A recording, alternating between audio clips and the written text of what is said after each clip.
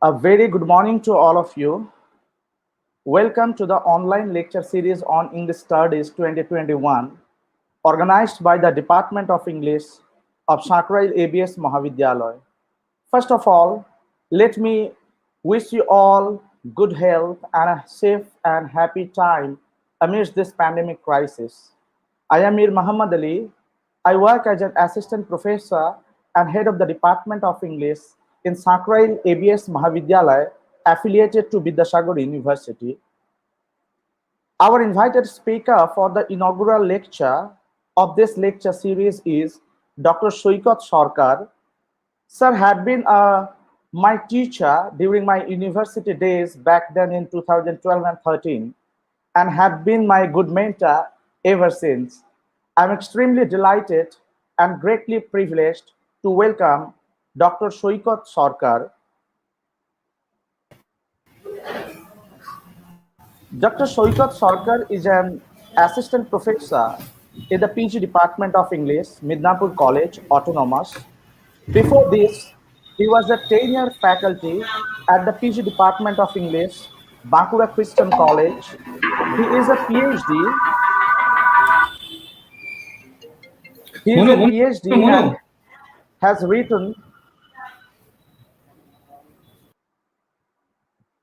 has written his doctoral thesis on the cultural influence of the Bible on the novels of Toni Morrison, a recipient of US Department of State of Fellowship. Dr. Sarkar has participated in NEH Summer Workshop in Rochester, New York in 2011. Dr. Sarkar has co-edited critical volumes, The Post-Human Imagination, Literature at the Age of Human, published from Cambridge Scholars Publishing, 2021. And he also published and co-edited Humanism and After, Literature's Journey from Humanism to Cyberculture and Other Forms of Post-Humanism, published from Avenel Press 2020. He has published 12 research articles and 8 book chapters on Black American literature, Black British literature, popular culture, Shakespeare adaptations, Indian partition writing, and Indian English drama in national journals and edited volumes. Apart from these, Dr. Sarkar is actively engaged in translation projects and has published his translation of tribal folk literature, partisan narratives, and Indian English poetry in anthologies. Dr. Sarkar has edited noted academic research journals named Wesleyan Journal of Research, a multidisciplinary peer-reviewed journal. He has also edited Appropriations, a peer-reviewed national-level journal of English literary studies, and has been acting as a reviewer for peer-reviewed national-level journals like Postscriptum and Postcolonial Interventions. His recent area of research is concerned with post-humanism in cultural texts. Sir would be talking today on reading of Romeo and Juliet, the Shakespearean way. Over to you, sir. The screen is yours. Kindly, I wish uh, a very good and entertaining session ahead. Thank you, sir. The screen is yours. Well, thank you, Mir. As Mir has mentioned, he has been a student and a brother, and my association with him has been a very happy one. I thank him for this opportunity, and I apologize for this slight delay. And I was telling Mir that we had been suffering from a power cut since almost last night.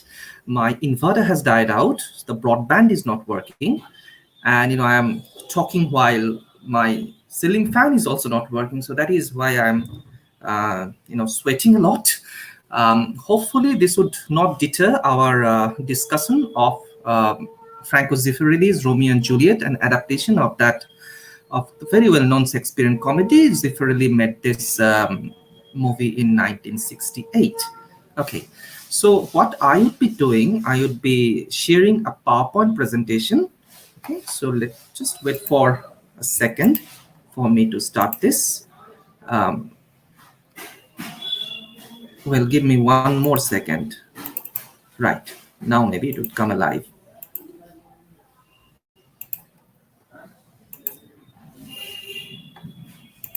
Okay, yeah. Hopefully you can see this. As I have, as Mead mentioned, I have entitled this talk as "Reading Romeo and Juliet: The Shakespearean Way." The word Shakespearean might be a little new to you, and this was a nickname that was given to Franco Zeffirelli for his famous and successful adaptations of three of Shakespearean plays.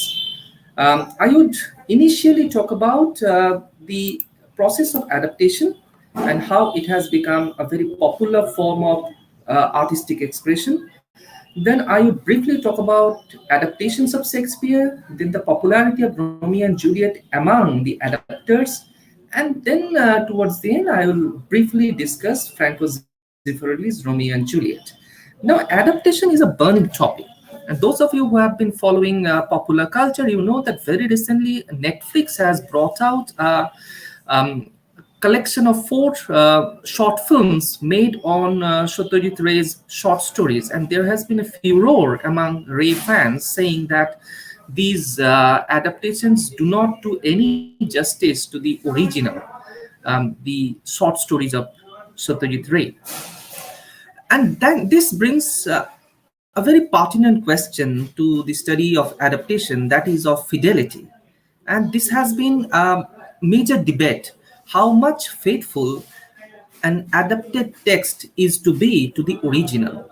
Now, adaptation, that is the source text literature, has not been very happy with the arrival of this new form of literary or artistic expression, that is film.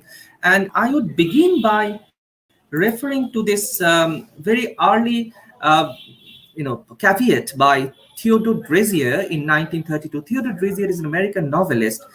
He talked about film adaptations to novels. He says that this is a debauching process, and he says that this does a lot of harm to the mind of the entire world. He was writing in 1932. And if we go a little further back in 1926, Virginia Woolf wrote this particular essay called The Cinema, in which she talks about certain texts that are not filmable, that cannot be adapted, right? She was specifically mentioning an adaptation of a movie on Anna Karenina, and she says that this cannot be adapted, right? But adaptation has been a very fond of or very favorite thing with the filmmakers, particularly in the early days of filmmaking. If we say that filmmaking or films started happening from the very early 20th century, then the early films were mostly all adapted from literary texts. And if you take a look at some of the very early titles that came out in 1900, we find that there is Romeo and Juliet. Those were silent films, Aladdin and the Wonderful Lamp, and then a series of films entitled Living Pictures. The famous Vitagraph studio actually delved a lot in or invested a lot in adaptation in the early 20th century. Right. Uh, in 1968, Walter Benjamin, the cultural critic, uttered these very famous words. Then came the film, just four words, and it talks about how in between the time when, say, Drezier was writing or Woolf was writing, and to the time when Benjamin was writing, in between, films have become such a powerful medium that it cannot be simply got rid of. It cannot be simply relegated to the margin, saying that this is not important, right? So that would be 1950s, when there was a huge bit of success in the making of films.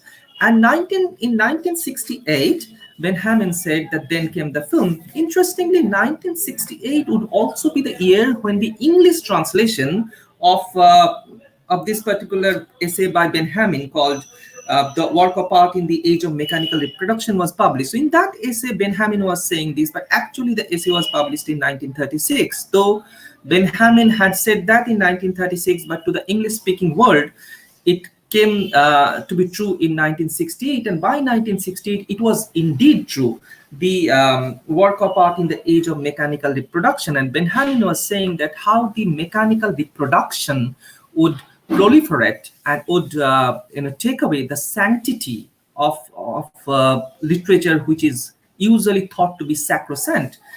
Um, in 1932, going back to the time when originally the essay of Benjamin was written, that was in 1936, in 1932, the inaugural volume of the very famous literary journal Scrutiny, we are going back there.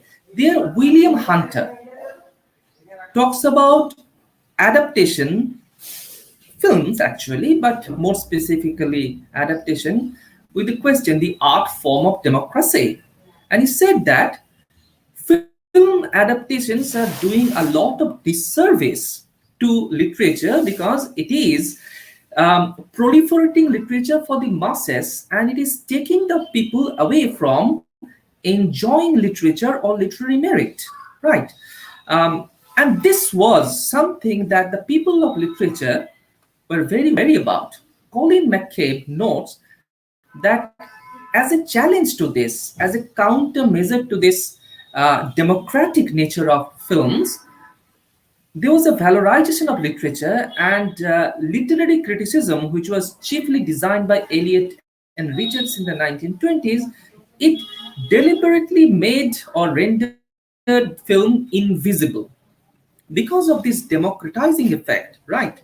And going back to Matthew Arnold, we remember that in 19th century when he talked about culture and anarchy, and he was worried that these new emerging classes would rather diffuse the sanctity of literature. And this is a concern that even goes back to Plato. Any new form takes a lot of time to be accepted.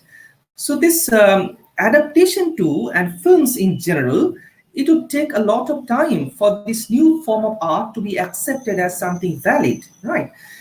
Adaptation is noticed for its democratizing effect, right? It, as I said, that it brings literature to the masses, and it also brings the masses to the literature. And as any form of art depends a lot on reception, so if the masses become consumers, the custodians of literature become wary that it might lead to a dilution of taste, dilution of refinement, right? Um, Timothy Corrigan further notes that in the later 20th century, though in the academia, film studies started getting a bit of a niche, getting incorporated into the syllabi, but adaptations for the most part were kind of kept off the menu, saying that this is secondary and nothing serious to be taken note of, right? But one debate, one question that is well known to all of us, the students of literature, is this concept of the classic texts.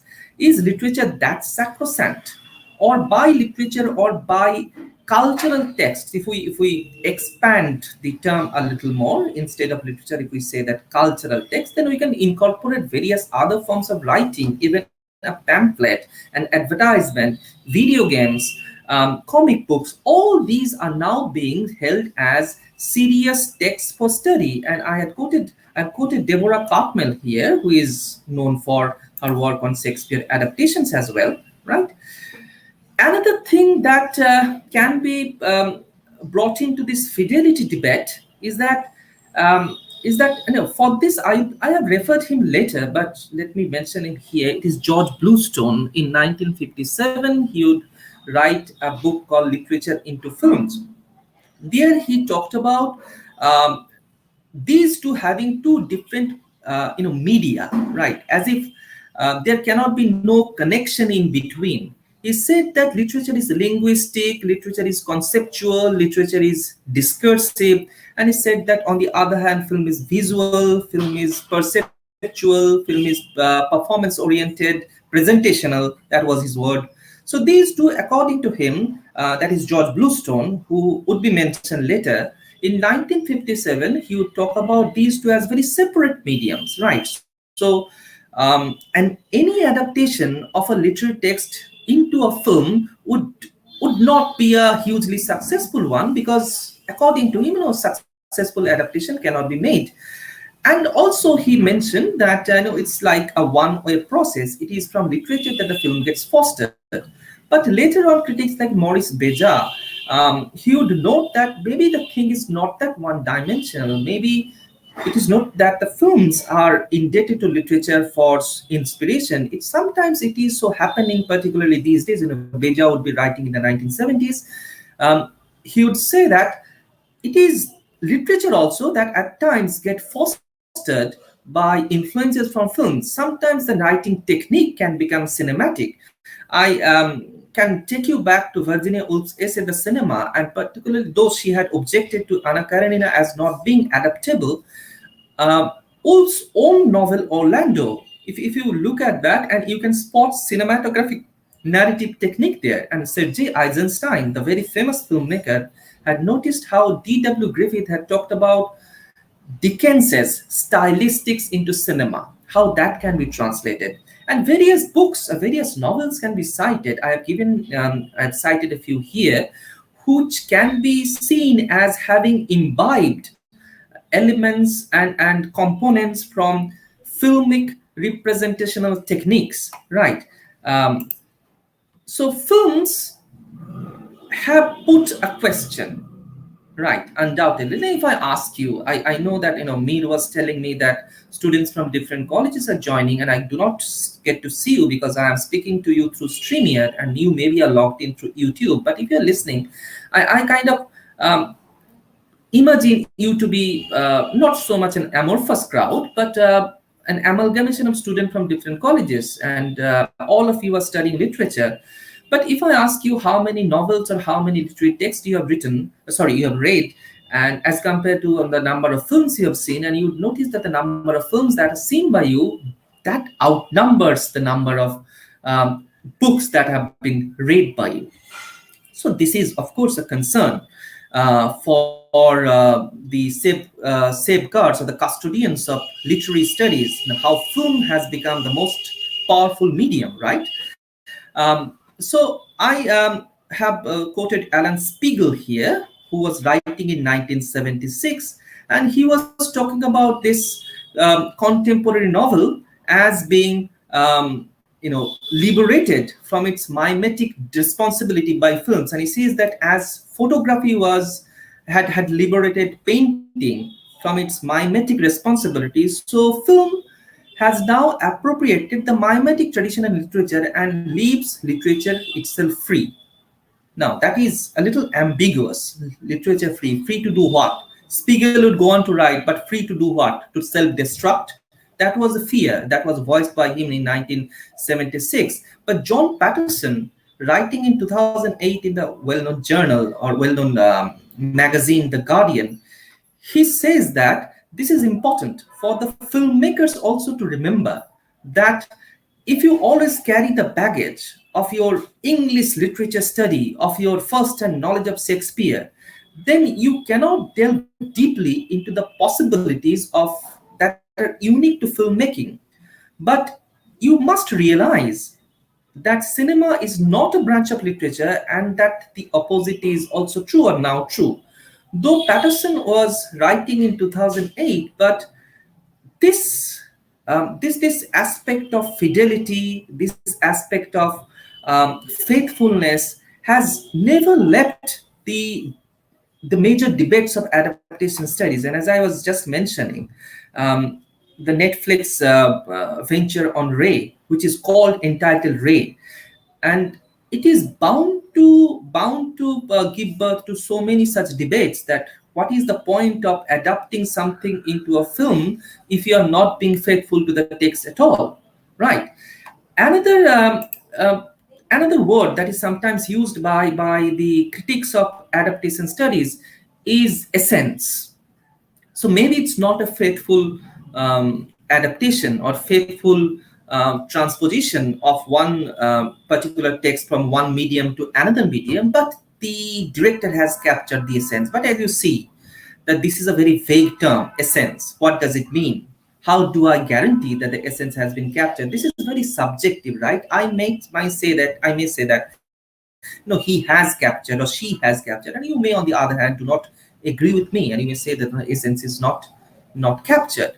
Andre Bazin, very well known name in the field of film studies, film criticism, he talks about adaptation or the cinema as digest. Right. Now, Andre Bazin, this particular essay, though it was written in 1948, it would go on to give rise to this concept of an auteur, Auteur. Auteur, Satyajit Ray is an auteur, Ritik Ghatak is an auteur, Akira Kurosawa is an auteur. The names that I've just taken, it means that these directors are able to impose their own vision onto their film. That's why they're called auteurs. Now, this auteur theory would be given a serious expression in French cinema in the 1950s. There was a very famous magazine called Cahiers du Cinema. My French is not right, so maybe I'm pronouncing them all wrong. But in Cahiers du Cinema, which would be in publication from the very early 1950s, in a 1954 edition of that magazine, Cahiers du Cinema, celebrated filmmaker François Truffaut, who is a recognized influence on Ray. François Truffaut in an essay called A Certain Tendency of the French Cinema, he would talk about certain filmmakers like Renoir as being auteurs, someone who can impose his own vision on the entire film. So in the end, that film is known as the director's film, right? As say Pother Panchali is a Satyajit Ray film, right? As Meghe Dhaka Tara is a Ritik Ghatak film. Meghe Dhaka Tara has, Supriya Chaudhary, who was a well-known artist, well-known star back then, but it is not a Supriya Chaudhary film, right? But on the other hand, if you go by the more commercial filmmaking, you'd find that these commercial films are usually known by the stars that enact in it. And those of you who are Salman Khan fans, you know that very recently Radhe came out. You do not even remember the name of the director. It's a Salman Khan film, as certain films, Amir Khan films or Shah Rukh Khan films, because they are stars and they cater to the needs of audience who are happy with a very commercialized way of representation. But auteurs do things differently. It is their vision, their artistic vision that they impose. So if an auteur like Ray is adapting a text like Pother Panchali from Vibhuti Bhushan, so you see that Vibhuti Bhushan's Pother Panchali and Ray's Pother Panchali would be though connected with each other, but would be a different and distinctive artifact, right? Ray's Pother Panchali. When you watch Ray's Pother Panchali, you do not have to remember Vibhuti Bhushan. And when you read Pother Panchali, we do not necessarily have to remember Ray. These two are existing on their own merits. So cinema and literature in this way can be complementary to each other, right? One offshoot is this: the tendency to think of one particular person as the validation of artistic expression can be seen in some of the biopics, imaginary biopics of the writers. Now, I mentioned three: Shakespearean Love, Becoming Jane, and Bright Star. Bright Star, from the name you can guess that it is a life of John Keats. But these are, imaginary biopics in which it is shown as if the literary expression or the literary output of all these writers can be traced back to a passionate love affair. Like, we know that Keats was in love with Fanny Brown, but Shakespeare, this particular movie imagines the time when Shakespeare was writing Romeo and Juliet, and that he had fallen in love with a noblewoman. Becoming Jane also is about Jane Austen's unfulfilled love affair, right? And it would go on to say that the person that Jane Austen was actually in love with is fictionalized as Mr. Darcy in Pride and Prejudice, and that Jane Austen's entire literary career can be traced back to her love affair with that particular person, right? But this is fictional, and this would be misleading. This would be simplification, right? And this, in a way, is a detrimental effect that some of the literary critics are afraid of, that such dilution, such simplification can lead someone away from the nuances of original biographies, from the nuances of literary texts, right? Many times, particularly this is valid with, or this is perceptible with Jane Austen adaptations. Many times you see in a Pride and Prejudice adaptation, you would find that Jane Austen's voice is heard. Instead of the lines that are supposed to be said by Elizabeth Bennet, the heroine, it is Jane Austen who is speaking. As if, I'm here, I'm giving it validity. You don't have to think, you do not have to worry. This is my text. It is as authentic as reading Pride and Prejudice. So watch this because I'm speaking. These are, techniques, these are ploys that are taken by adapters to give validity to their fiction, right? Okay. Another area of concern is this historical falsehood. And G.K. Chesterton, writing back in 1936, he talked about this, that if a concept is popularized, as I was mentioning, becoming Jane, it is it it's even if this is not a very popular film, but at least it is pretty well received. So if that gets some currency among the viewers, they would not go on to venture to find out for themselves the historical veracity of whatever is being shown on screen. Right. So historical falsehoods sometimes get popularized through films, and that is again something that we should take measures against. Right. But how do we take measure? If we just let's say um, use different analogies instead of say films propagating historical falsehood, let's think about WhatsApp forwards. How many WhatsApp forwards we get and how many of them we do verify. See, once a thing is popularized, it's very difficult to counter it. Right. One famous example, or infamous example for that matter, is a movie called The Anonymous. It is by Ronald Emmerich, and in this it is saying, or it is projecting a very popular belief that it was not Shakespeare who had written his plays, but someone else. Shakespeare was rather more of a fraudster who had got hold of these plays and got them staged by his own name. This is a popular conspiracy theory, and we like conspiracy theories. Like with coronavirus too, we are responsive towards various conspiracy theories. So a conspiracy theory has a popularity. So if you can show it on a film, in a film, that it was not Shakespeare, but it was someone like an Earl of Oxford who was writing the plays actually, and Shakespeare just only took credit, it would take a lot from the serious researchers to put a counterpoint, because people would not be interested. You are a researcher, you are not entertaining, but the film is entertaining. So that is one major disservice that a film can do to literature. Talking about the connection between literature and films, and if you just Google it, and if you can take a look at the number of films that have um, whose adapted versions, which are actually adapted from literary texts, and how many of them had gone on to win the Academy Awards, and you find that the list is enormous. Only very recently, in the last year, a movie called The Father just lost out to Nomadland. The Father is an adapted text.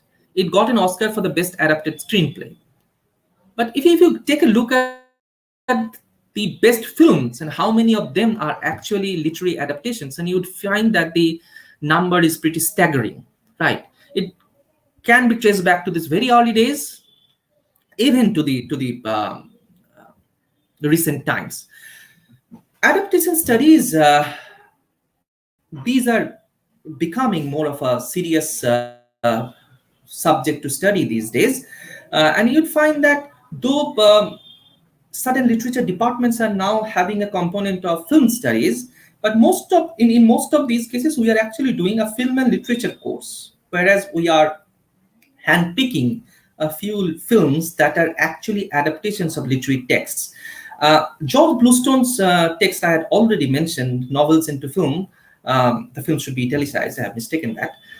That came out in 1957, and it was followed by monographs, it was followed by different other writers, right, in the 60s and the 70s and the 80s, and the list goes on.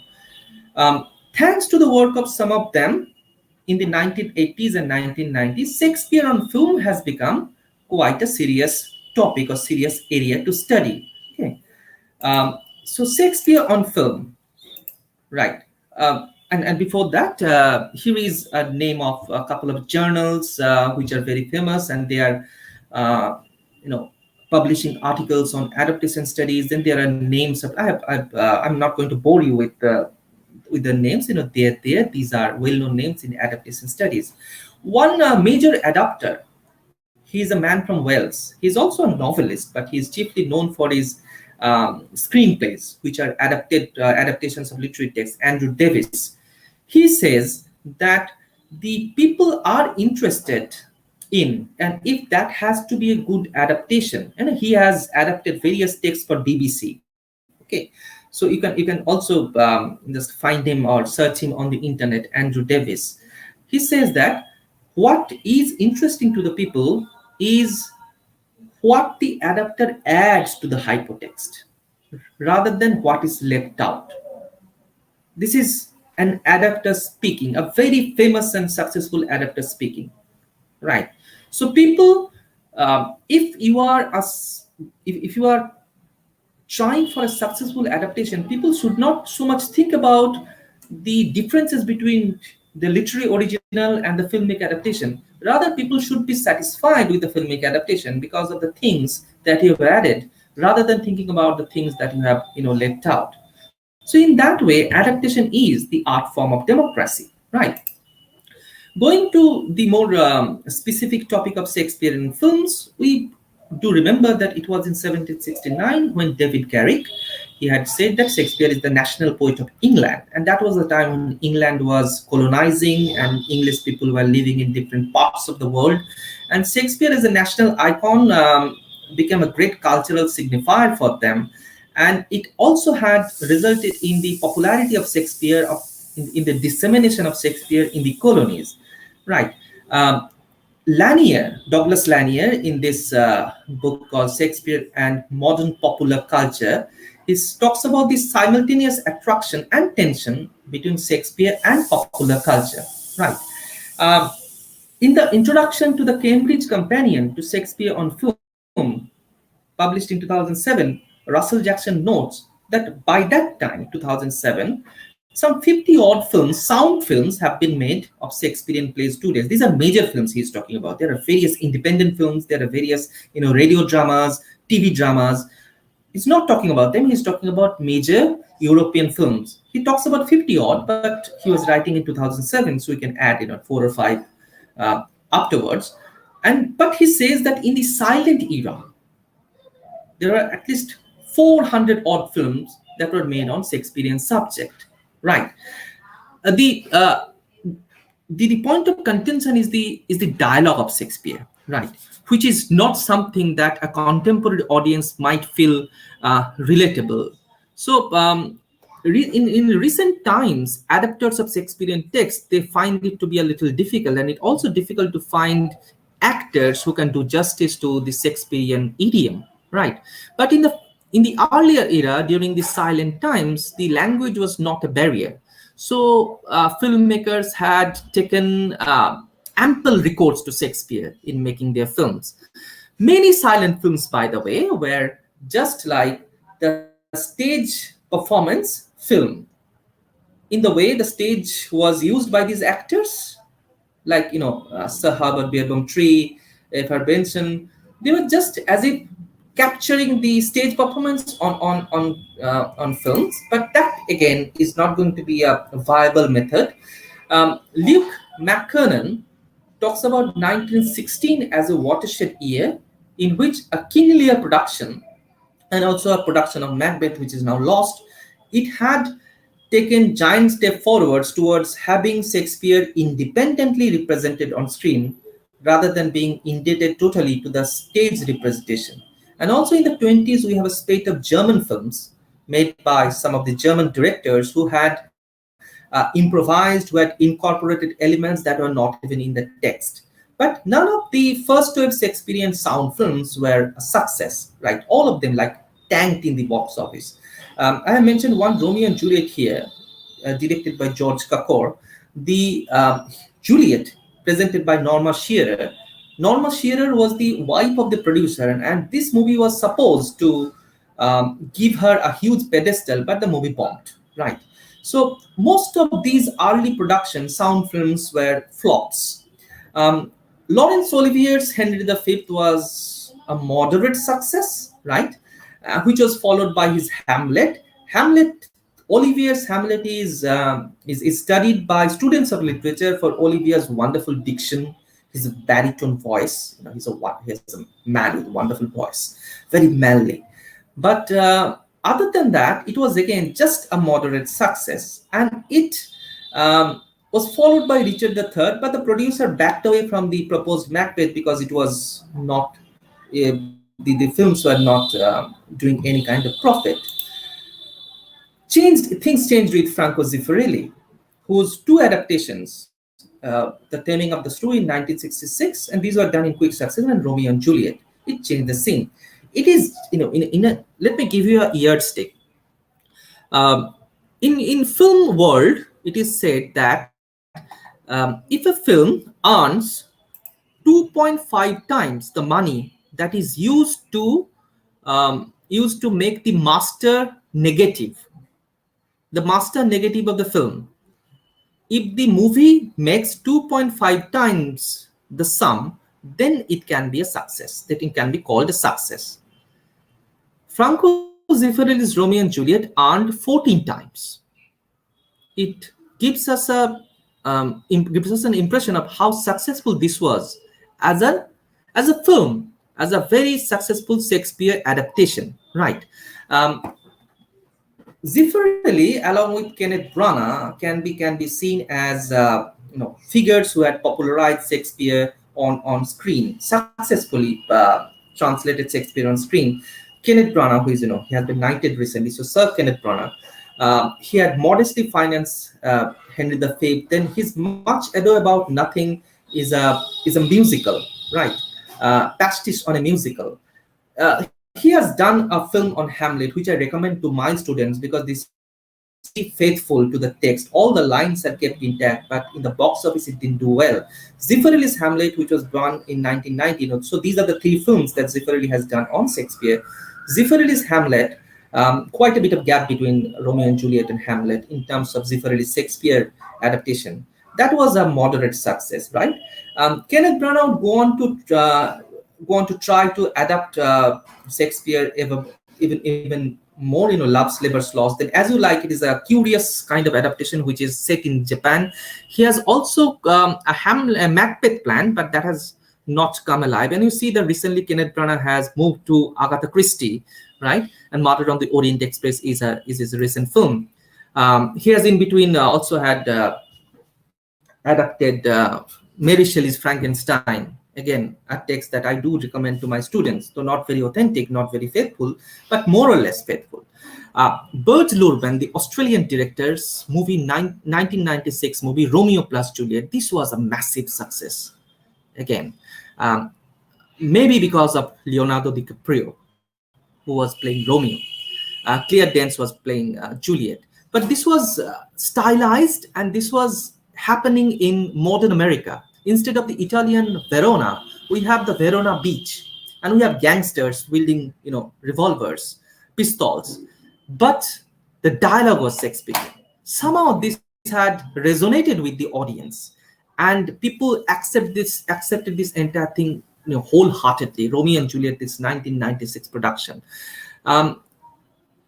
John Madden, in his romantic comedy Shakespearean Love, as I mentioned, that he did an imaginary phase in Shakespeare's life when he was in love with someone, and according to Madden, that had gone on to inspire him to write Romeo and Juliet. Again, imaginary, not fictional, but as a movie, it's a good enough movie to watch, very entertaining. There is other examples like A Midsummer Night's Dream or Michael Almerder's Hamlet, which is about the corporate bosses, whereas Hamlet is not set in Denmark but in modern Manhattan. There are spin-offs, there are offshoots like 10 Things I Hate About You, which is the taming of the shrew in American high school. She's the Man is 12th Night in American high school. And one thing that these adaptations do, particularly for students of literature, particularly for the educationists, that it gives Shakespeare as a longer shelf life. The modern generation, many of the teachers keep on complaining that they are not literary, they do not read that much. But it becomes bit like dudher স্বাদ ঘোলে মেটানো. If we have these cinematic adaptations, at least they would have um, some sense of Shakespeare, and it may in the end encourage them to read the original, which should be like the goal for many of such adaptations. Another problem is the problem of omission and commission. Trevor Nunn, who had made a very lovely adaptation of Twelfth Night in 1999, he had mentioned this, that many times he was like feeling depressed because of the studio telling him to omit. The commission from the studio was for certain omissions and certain inclusions. Trevor Nunn was not happy, but the way that Twelfth Night is a good one. You might give it a watch. Shakespeare, as I mentioned, David Garrick, who said in 1769 that Shakespeare is our national poet, and that had resulted in Shakespeare's dissemination in the British colonies. But apart from the British colonies, certain other different other places of Shakespeare of the world also had responded to Shakespeare. So Shakespeare is a phenomenon across cultures. We had witnessed wonderful ballet performances, ballet adaptations of Shakespeare from Russia in the 1950s, right? And then in these noted volumes, you'd find that countries as diverse as China, Cuba, New Mexico, Sudan, French-speaking Quebec in Canada, they do Shakespeare adaptations. So the relation that we might say that we have with Shakespeare, which is mediated through the British presence, is not valid here or is not operational here. This is something different. It is curious. It talks about the ample reach of the bird, right? Um, other examples are this director from Madagascar, Alexander Abela, Soli, which is Othello, and Makibefo, which is Macbeth. See, the concerns, the human concerns that are evidenced in Shakespeare, these are so universal, and it can cut across temporal borders, it can cut across spatial borders, and it can be appealing and applicable to people across nations and across time.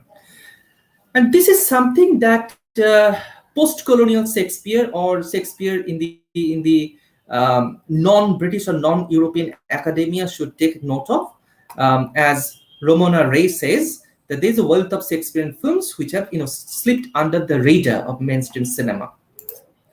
Among the Shakespearean texts, Romeo and Juliet is possibly the most popular for the adapters. If we include the more recent Carlo Carlei adaptation of Romeo and Juliet, where Haley Steinfeld played Juliet. She's a feisty actress, wonderful. By the way, talking about Haley Steinfeld, one thing, just in an aside may say that very recently Apple TV has been bringing out a TV series on Emily Dickinson. The series is called Dickinson, where Steinfeld is playing Dickinson. That's a fictional biography of Dickinson, right? And it is creating a lot of debate regarding how historically inauthentic that is, and how there are certain things that are shown to be true or shown to have happened in Dickinson's life had actually not happened. But Dickinson is another example where a fictionalized version can contribute a lot of interest, can generate a lot of interest in the minds of the people. And you see that there has been a surge in interest in Dickinson's life after that Apple TV production of Dickinson's life called Dickinson. Okay, so including this, there have been 7 major movies. There have been different other movies, and also in India we have that the Romeo and Juliet story, like Ek Duje Ke Liye. Then there was Kyamat Se Kyamat Tak. Then Isak Zabe. Then Isak. Then Ram Lila. In Bangla we had Arshi Nagar. So it's such a prolonged influence and sustained influence. So much is appealing in the story of these two star-crossed lovers, right? And in this particular volume, edited by Kilban and Santos, Latin American Shakespeare's, out of the 15 articles you'd find there, 6 are on Romeo and Juliet.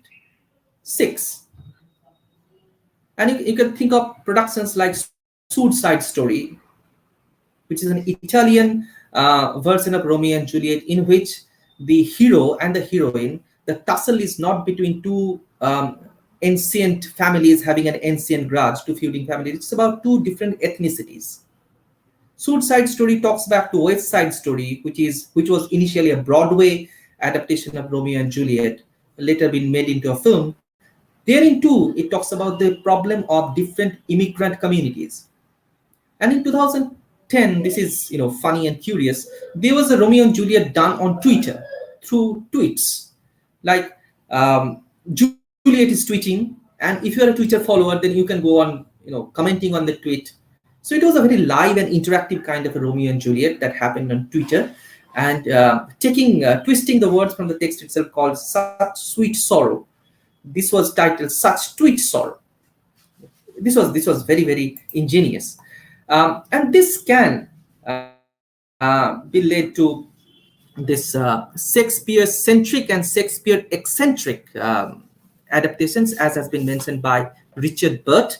Shakespeare-centric adaptations are the adaptations that are kind of close to the components. And in Shakespeare-centric, the elements are taken directly from Shakespeare, but in Shakespeare-eccentric, Richard Burt says, then the components have indirect relation. Analogous is heterodiegetic and homodiegetic transpositions by Gerard Jennett. In a heterodiegetic transposition, Jennett says that the adapter would say, my hero is not Robinson, a fictional Robinson. My hero is not Robinson, but you'll see that he goes through a very similar adventure. So analogy, that is in heterodiegetic. In homodiegetic transposition, which emphasizes freedom, as if the director would say that I am rewriting the story of Robinson after so many others, but let there be no mistake, I'm giving it an entirely new meaning. Thomas Cartelli also go and talk about such things like the heterodiegetic translations, and he would talk about the dialogue that occurs between the specific element of the play or the movie and the audience or the reader. Adaptation can be seen as, of course, transpositional practice. It transposes one text onto the other, skipping. Then there's this Jeffrey Wagner. This is a very famous categorization. Jeffrey Wagner, writing in 1975. Remember, I had mentioned Truffaut already, right? In 1954, he was writing. I had mentioned Benjamin's Proclamation. Again, in English translation, 1968, in which they are talking about proliferation, in which they are talking about the lack of control that the author has. And of course, we do remember the very famous essay by Rolla Barthes, The Death of the Author, right? That had all happened before this. Whereas Rolla Barthes had talked about the critics of intertextuality. They had talked about how intertextuality happens automatically, whether or not you will it, right? But still, Wagner, writing in 1975, he would talk about fidelity as a major concern. He talks about three different categories. One is transposition, which is transposing one text from one media, one genre to another. Plain projection, right? As he says, a novel is directly given. Sorry, my mistake. A novel is directly given on the screen with a minimum of apparent indifference. His next categories are commentary, wherein the novel would bring a lot of the film would bring a lot of critical comment. One example could be Derek Jarman's The Tempest, which was in possibly 1970s, somewhere 1979 maybe. In that movie, The Tempest, Sycorax, the mother of the Caliban, is shown to be present in that island, who is not there in the Shakespearean text. Another example is Patricia Rosena's The Mansfield, the adaptation Mansfield Park, which came out in 1999. In The Mansfield Park, Jane Austen did not talk about the Caribbean plantation, which later Edward Said would help us take note of in his advocacy of contrapuntal reading. Jane Austen had shown this lovely British family, but the earning actually comes from a plantation in Antigua. But Jane Austen does not talk about that. But Rosena talks about that, talks about slavery. She shows the plantation, she shows slavery. So this adaptation according to Wagner, would be a commentary on the source text. Another is analogous adaptation, whereas the relation is implied, and that the relation is not direct. For example, there was a movie called Clueless, romantic comedy. Alicia Silverstone was playing the major role, and in that we find that if you are a curious person, you would find that it is loosely based on Jane Austen's Emma. But as an audience, you do not have to know, and your enjoyment would not in any way be deterred, hampered by your not knowing. Right. So an analogous adaptation is something that in which the relation is implied, very indirect, right? Not direct. But curiously, when Wagner has gone on to exemplify his three categories, it has been found out that these are not very watertight categorization. One particular example could be cited both as commentary and analogy or analogous adaptation, like an adaptation of the Wuthering Heights, right? Wherein many elements in the text was not even there, that are there in the film, right? So what is exactly analogous, what is not, and what is transposition, what is analogy? These are broad categorizations, but that do not quite that cannot be quite held as very watertight, as very compartmentalizing. Another thing that can be just can be mentioned here is the pleasure principle, right? Which John Ellis talks about. Oh, the power is back. Great. I don't have to sweat anymore. Thank you. Well, thank good Lord. John Ellis talks about adaptation being able to lengthen, to prolong the pleasure, right? I have to mention one thing in here, that is John Ellis talks about. Another thing is that adaptation sometimes eats away. It eats the source text. It effaces the memory of the source text, right? For example, popular adaptations like, oh, again the power goes. Anyways, God is playing mischievous game today. Another thing that is very prevalent in our discourse today is that of that of this technical problems. Whenever we are holding these online classes, we are having so much technical difficulties. Anyways, John Ellis is from citing from John Ellis. We can think of, say for example, Lord of the Rings or the Chronicles of Narnia, very popular adaptations, or for that matter, Harry Potter. Once the adaptations are there, many of the people do not go back to read the original, which they actually had enjoyed. Their rereading impulse is as if satisfied by the adaptations, right? Okay, up until this, I have done a bit of a survey of the connection between literature and films, the Shakespeare as an industry for the adapters. Then I had talked about also Romeo and Juliet's popularity as a text to adapt. Now I go to Franco Zeffirelli. Here is the man, had a very long life, right? Zeffirelli had made these three films on Shakespeare, or had adapted Shakespeare three times: The Taming of the Shrew, Romeo and Juliet, and Hamlet. Now, one thing that is visible with Zeffirelli is his operatic treatment. Like, he's spectacular. He uses a lot of color, movement, music. So if you watch a Zeffirelli movie, you'd find that this is visually very appealing, and it holds your senses. So Zeffirelli in that way is very sensual, right? This is a good thing because he understands that film is a different medium, and that it does not have to necessarily replicate everything that is there in the movie. Sorry, there in the film. So my mistake. There in the literary text. He is given this nickname Shakespirelli for his Italianization of Shakespeare, and the attention to visual details is striking.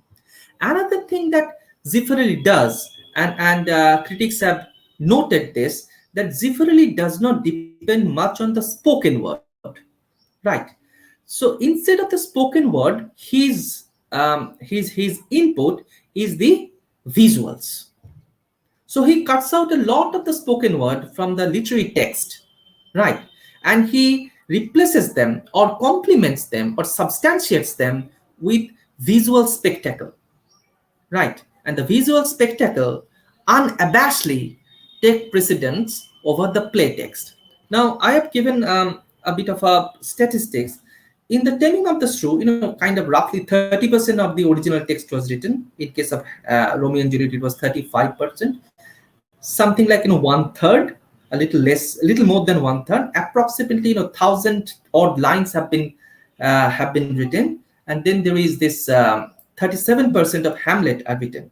The power is backed but with a low voltage. How wonderful! Um, Zeffirelli's appropriation of the bird, and he does a bit of playful things. Um, First of all, in say in a movie like Romeo and Juliet, right? Instead of trying to recapture the time when the play was written, that was Renaissance England, he would rather try to take us back to the time when the play was been supposed to have happened, the time when Romeo and Juliet were alive, the even the time that was earlier than Shakespeare, right? And also in his casting, he goes on to bring up a lot of things like he used Elizabeth Taylor and Richard Burton real life couples as Petruchio and Kate in the Taming of the Shrew, and then Mel Gibson and Glenn Close, who are also real life couple. He cast them as Hamlet and his mother Gertrude. So he was also playing with audiences' knowledge about the characters, about the actors who are playing these roles, right? His gaze is something that is unmistakable, and William Van Watson notices Zeffirelli's the homosexual gaze, right? And that informs his films through what Watson calls director's homoerotic camera, right? Um, Zeffirelli's camera work is very convincing, like, and that is the distinctive feature in his films, and it's very effective, and it subverts or transforms the words of the play text, right? And he has this knack of seducing the eye, right? And for this heavy dependence on the spectacle, he was criticized later, but that is his signature, that in his adaptation of Shakespeare, he would rather depend on his skill to project things through his camera rather than depending on the lines written by the writer that he was adapting. His Romeo and Juliet is particularly noted for the youthfulness, right? The actors that were cast, those were the youngest Romeo and Juliet till date. All the other actors, they were very old, right? So visually, it would happen. It must have been very difficult for the audience to relate or to believe that a 34-year-old man or 35-year-old woman could play Juliet, because Juliet and Romeo, they are romantically naive, romantically idealistic, and such idealism generally stays with you when you are very young, like when you are in your teens or when you are in your high school, not when you are in your mid 30s. So this is one thing that Zeffirelli did, that he cast a very young Romeo and cast a very young Juliet, right? And just in the year preceding, this movie came out called The Graduate, and this is again a very very popular movie which shows a graduate from a college, Benjamin Braddock, who came home, and there he is seduced by the wife of his father's law partner, Mrs. Robinson. And in Benjamin and in his fiance, young boy and a young girl, up against a manipulative adult generation, a manipulative adult world, which is not concerned about the young people, rather is happy to maneuver them, to manipulate them. This tension between the hopeful, naive, innocent, idealistic, young, and the cunning, experienced, manipulative adult. This is something that gets a resonance in Zeffirelli's movie. As if the primary concern in that very famous and very popular The Graduate is again replicated through this pair of star-crossed lovers. Right. And Zeffirelli's film spoke to a generation of American youth, of European youth, who are very much frustrated with the Vietnam War, right? And it attracted a counterculture youth. Now, 60s was the time when the hippies were coming up. People are dissatisfied with the government, with the authority. A generation of young people who are dissatisfied with the adults, in conflict with the settled authority, the governance, the discourses, the ideologies, and this youthful cult of passion, free expression, going against the military tradition of the elder. These historical impulses got a replication in Zeffirelli's movie. Now, this is a poster, right? And let me just for a brief while go full screen. Okay, and here you would see that this is Olivier Hussey, who was around 1560, and this is Leonard Whiting, who is 17. How innocent they do look, and you find them believable. Yeah, she is Juliet. She can fight against destiny. Yes, he is Romeo. He can fight against family. So this is essentially Zeffirelli's entry point into Romeo and Juliet, the key factor of his adaptation. Right. So this angst-ridden youth, May writes in France, the flower child generation instead of the gun-wielding military man, the flower child generation. It was also the time when the anti-Vietnam War sentiment was brewing. Presidential hopeful Bobby Kennedy was assassinated. There was this cultural revolution in China. Everywhere you find that youth was talking about, and it was also the 60s, great youth movement in France that was happening. Feminist movement was happening. So questioning the ideology, questioning the settled discourses that was prevalent within society, right?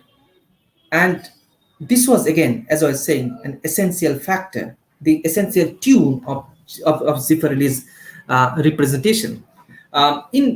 In one of the early editions of Cahiers to Cinema, which I have already noticed, the contributors in Comolli and Naboni, they had mentioned that film is a material product. It's produced by the material system, and so then always it would have a relation, a dialogic relation with ideology. It is always connected with ideology, right? And there are various things which are determined by ideology. And if a film wants to critique that, wants to respond to that, there has to be political undertones in the film, and this political undertone the filmmakers cannot escape. Sometimes we see that in commercial movies, this political undertone is escaped. Filmmakers, they try to cater to the popular taste of the audience, and they go for very diluted, simplified version of reality. But if the filmmakers must show up, have the depiction of reality according to Comolli and Naboni, political awareness has to be there. And in this, Zeffirelli can be seen as having such political awareness, though he is talking about a well-known love story, right? But it is connected towards the politics that was happening back then. I'm again kind of escaping this full screen because it is, I can only see the full screen and not anything else. So this youthful nature of Romeo and Juliet, the innocent nature of Romeo and Juliet, these are retained by Zeffirelli, and various components from the play which could pose questions to this innocence of Romeo and Juliet. These are just cut off, right? The older generation, the older Capulet and the older Montagus are shown to be seriously flawed. They are business minded, they are self-interested, right? They are very selfish in their demands from life, and they are shown to be alive in the end, as if Zeffirelli is highlighting the unfairness of life itself, that the old who should die or should have died, they stay alive, whereas the young that should have been alive, they have died.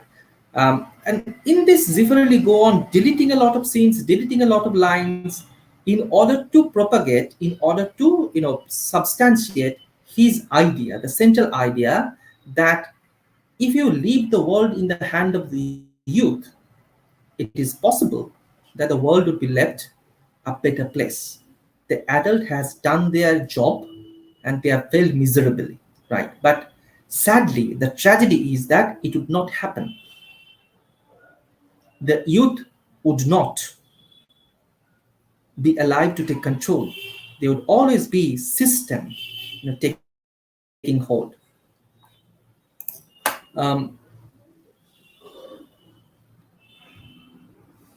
Donaldson's one of the comments by Peter Donaldson I have included here. He says that the movie is a lot about the general loosening of restrictions on the representation of sexuality, and Zeffirelli gives very free expression to sexuality, right? And the first appearance of Juliet with a deep cut dress, from that to the dress that Romeo wears, which is very tightly clad, and even the crotch is visible. Everywhere Zeffirelli is very comfortable with physicality, right? The imposition on sexuality, the freedom of passion, those impositions Zeffirelli has done away with, right? Russell Jackson, whom I have already mentioned, he talks about a contemporaneity in Zeffirelli's version, and he says that even if the entire thing is happening in supposedly in Verona, but for us this could happen very well in our context. This could be very much happening in our society. So in this is highly relatable, and this can be also seen as a cinema verite documentary, a verifying documentary on Renaissance Verona, like social behavior, festivity, fighting, all that is very authentic. So Zeffirelli has taken great pain in representing the Verona of the time in which the story was actually happening, at the same time retaining a lot of contemporaneity, mark of a very successful and astute director. Destiny does play a very important role, and though Romeo and Juliet, Leonard Whiting and Olivia Hussey, they are treated as if, like, you have the impression that maybe this time they would be able to defy fate, right? That maybe it would be possible. Zeffirelli goes on holding this, knowing very well that this is not possible, that the story is already written, that they are going to meet a very tragic end. We know this is a very well-known story. But the success of Zeffirelli lies in his ability to wonderfully hold us in a sense of disbelief, at least for the while. And we are hoping against hope that maybe this time this will be possible. Right. But destiny is a puppeteer. And Zeffirelli notes the central idea is that of a puppeteer. Destiny who handles all the characters. Right? So we are like puppets on a stage. And only Juliet is the valuable opposition to it. And this is how Juliet is portrayed in the movie. Olivia Hussey, she is crying, she is protesting, she is not taking anything, she is not accepting, even when she is totally alone, even when Romeo has gone away, even when the father has already decided on her marriage. Olivia Hussey, playing Juliet, does not budge. She is protesting, and this is all the more painfully apparent when her biggest source of support, the nurse who had brought her up, she was a child from an aristocratic family, and as the custom was, the mother was not a caregiver. The caregiver was the nurse. So she was the one that Juliet had uh, totally depended on. And even when she backs away, saying that Romeo has been banished and that there is no way he can come back, this was after Romeo had accidentally killed Tybalt in a fight between Tybalt and Mercutio. So when the nurse advises Juliet to compromise and marry the person that her father has chosen for her, Juliet does not budge. Right. So she is as if portraying there is a place for us moments many a times, right? And very conspicuous deletion that Zeffirelli does. This is somewhat similar to the ominous music of Romeo before he entered the Capulet ball at the at one of the early scenes of the play. That was also deleted. The ominous music, and this is when Romeo has gone to Mantua. He has been banished. You know that. Maybe you know that. This was a decree by the prince that because the prince means the Raj Purush, not the prince as the son of the king, but the governor, the Raj Purush prince. Um, the prince has been dissatisfied with the feuding families, and he had already decreed that if ever anything happens, bad thing happens, then severe punishment would be meted out. And Romeo, after his accidental killing of Tybalt, who is a cousin to Juliet, he has now been banished. So he is in Mantua, right, not in Verona. Juliet would have a vision, right? And when Romeo leaves for Mantua, she exclaims, "O God, I have an ill diving soul. Methinks I see thee now. Thou art so low as one dead in the bottom of a tomb." For the audience of a Shakespearean play, these are all forebodings. The playwright preparing the audience for the final tragic doom. But Zeffirelli has deleted such scenes, as if trying to keep us in a sense of make believe, in a sense of illusion that maybe this is going to be different this time. But the happy ending never comes. It was not to come, it was not meant to come. And as Mercutio had said, that they are already dead. So, despite Juliet being a valuable opposition, despite the young people protesting, fighting, still the inevitable tragic doom happens, right? Um, Zeffirelli goes on using a lot of symbols like the crucifix. Many a times it is shown. Sometimes the crucifix is shown as overseeing the action, whereas sometimes it feels that it is blessing Romeo and Juliet. Sometimes it is shown in a dark space, not in light, giving us a sense of ominousness. And when Juliet is crying in the end, protesting, and she is clinging on to the robe of the Friar Lawrence. Cross is dangling from Friar Lawrence. So the cross, as a symbol of destiny, keeps on playing with our response. Sometimes it is a positive symbol, sometimes it is ominous. So is flower. The very first scene that we see of Romeo after an initial feud between those two families, where some people are really badly hurt, cut by the sword.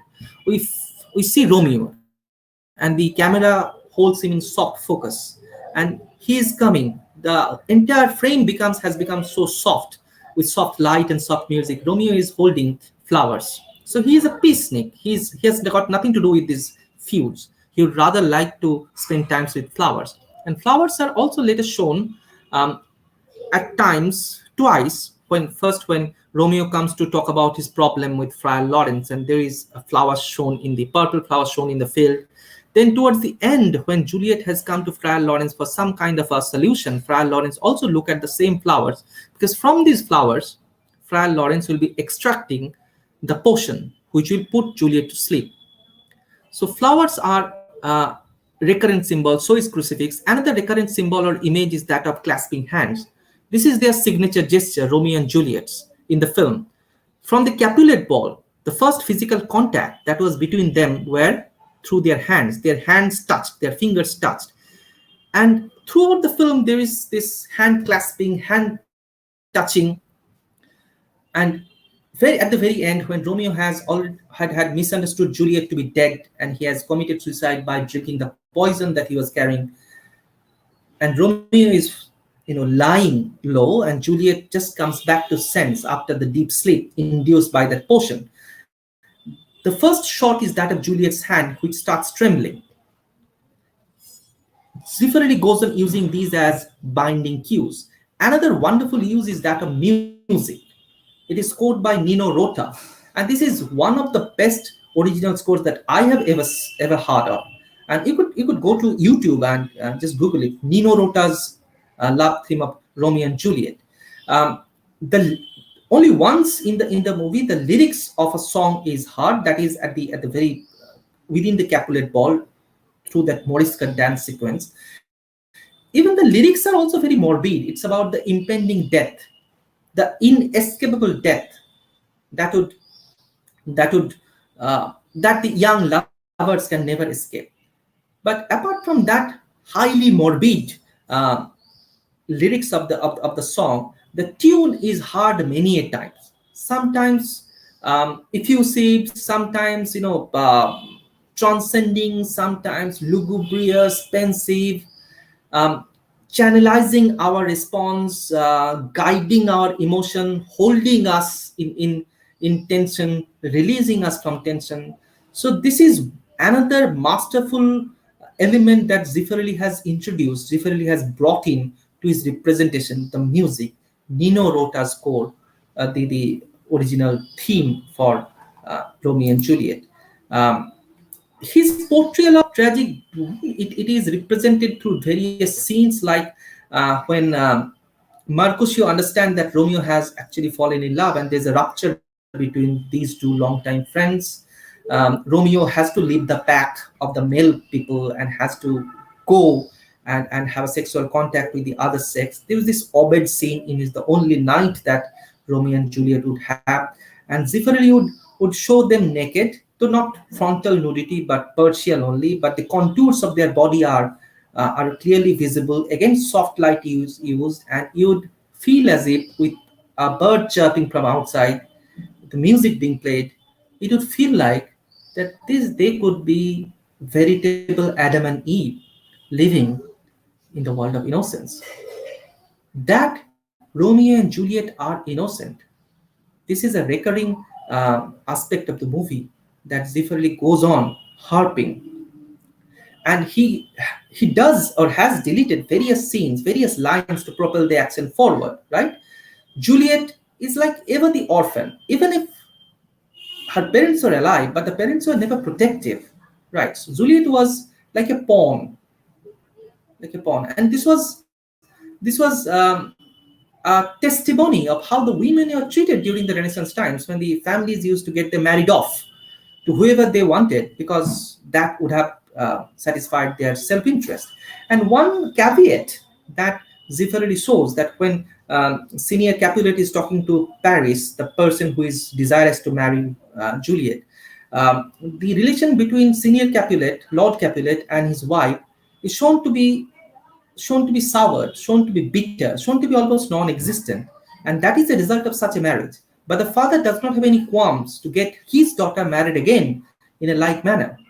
So the happiness of the daughter does not matter. This is the old generation, the elders, for whom self-interest, business interest is much more important than the happiness of their children, the welfare of their children.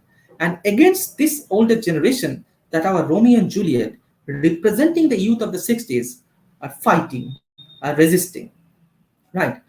And in order to retain the innocence, Romeo's visit to the apothecary in Mantua to obtain the poison, then his encounter with Paris in front of the Capulet tomb and his killing of Paris, all these are deleted.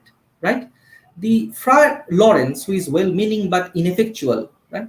That is also very quickly shown.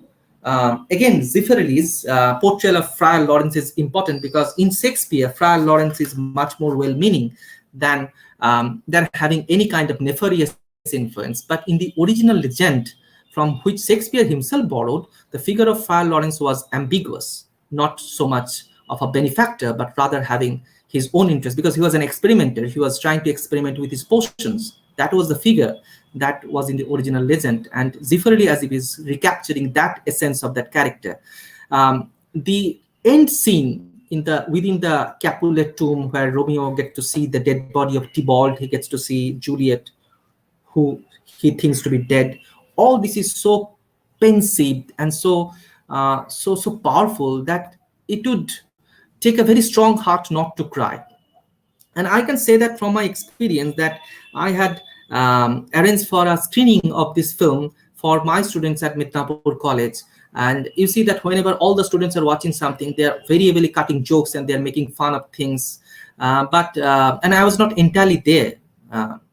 I left them to form their own response, but I was just looking at them from behind a curtain.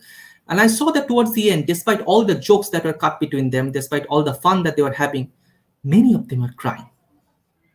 And that is the success of a playwright, that it appeals to your emotion. Romeo and Juliet is an emotional story, right? And Zeffirelli is able to catch it. The masterful use of music I've already mentioned. The final scene, we find that they are brought out on a platform and the camera shows the battlement. The battlement is the place in which the movie began. And these long and strong houses, as if they are a reminder that many such Romeo and Juliets would come and die, but life would not change. That though you have valuable opposition to destiny, but in the end, the destiny would prevail, it would win. Various lines are deleted instantly after Juliet putting the dagger in her stomach.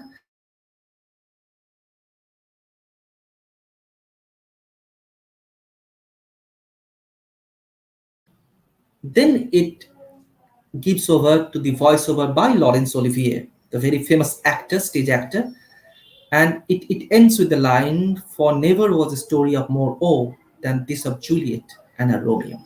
I'll leave you with one final image is that of Romeo and Juliet. They're clinging on to each other, and look at the facial expression of Juliet and Romeo there. They are as if afraid. They want to guard each other from the menacing presence of the adult world, right? I'm going to expand my screen once more because I don't want to take away anything from your response. So this is the final slide of mine. See, they are afraid.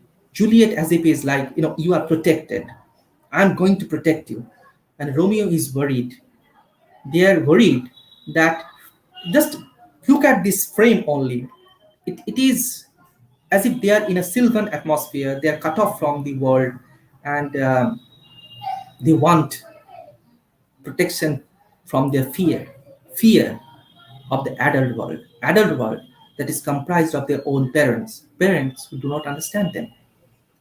This resonated with the youth of the time, and possibly this is one of the reasons why Zeffirelli's Romeo and Juliet was such a huge commercial success. But commercial success is just only one aspect of Zeffirelli. It also is an academic excellence, right?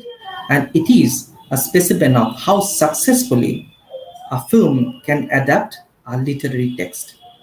With this, I end my presentation, and I thank you all for bearing with me.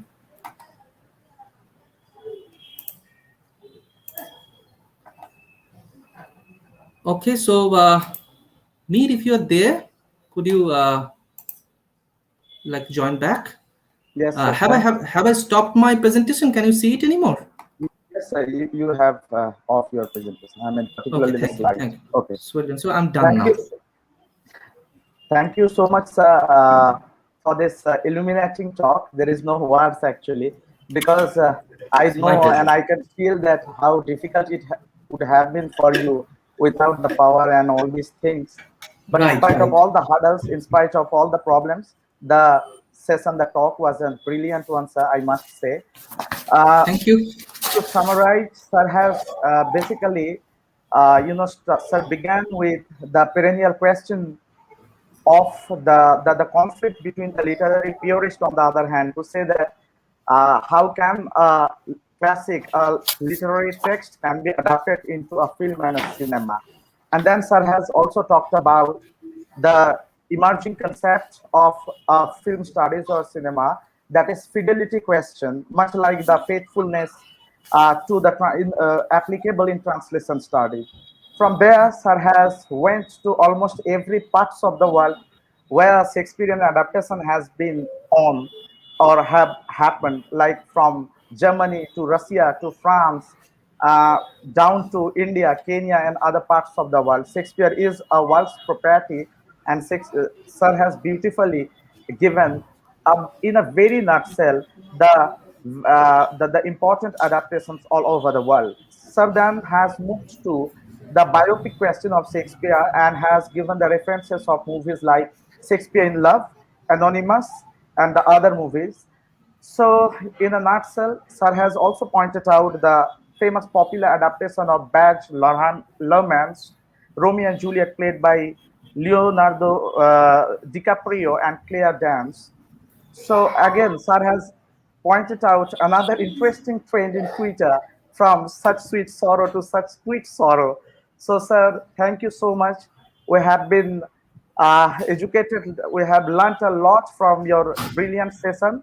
Now the platform is for question and answers. So I open this for question and answer. If you have any question, so you may put it the question in the YouTube. Just 1 minute, Mir, if I can intervene, is that my laptop, maybe I would be able to field a couple of questions, right? So it's like blinking already. Okay, so couple of questions maybe, and if other questions are there, you can mail it to me and I can answer them in leisure.